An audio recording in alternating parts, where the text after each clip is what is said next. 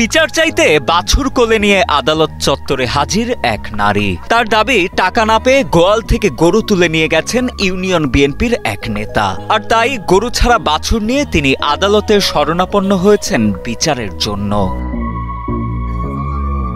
15 মে সকালে union BNP নেতার বিরুদ্ধে এমন অভিযোগ তুলে আদালত চত্বরে হাজির হন ঝালকাঠির রাজাপুর উপজেলার শুক্তাগড় ইউনিয়নের বাসিন্দা নার্গিস আক্তার।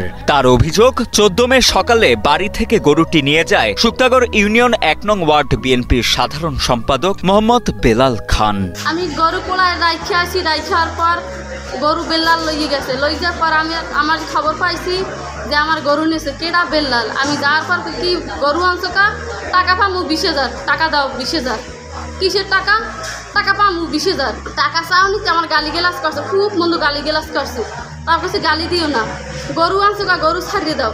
সে গরু ছাড়ব না, টাকা না দাও কিন্তু। তারপর কাকুর ওই কালাম চেয়ারম্যানের গেছি, তার ফোন দিছি। তারপর হে বলছে গরু দিয়ে দাও।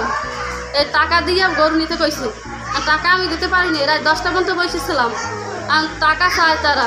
টাকা আমি না দেওয়ার কারণে আমার গরু ফেরা দিলে। এদিকে অভিযুক্ত ইউনিয়ন বিএনপি নেতা মোহাম্মদ বেলাল খান বাড়ি থেকে গরু তুলে আনার বিষয়টি স্বীকার করলেও তার ভাষ্য, অভিযোগ তোলা নারীর স্বামী আবু বকরকে কয়েক বছর আগে 20,000 টাকা ধার দিয়েছিলেন তিনি। সেই ধারের টাকা পরিশোধ না করাতেই গরু তুলে নিয়ে এসেছেন বলে জানান এই নেতা।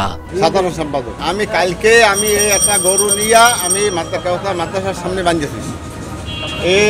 2 বার গেছে, যাইয়া কালে আমি 500 দিব, 200 দিব, এই বেলে আমি দিয়া প্রত্যেক মাসে মাসে আমি ছাড়াই দিব, আমার গরুটা দেব।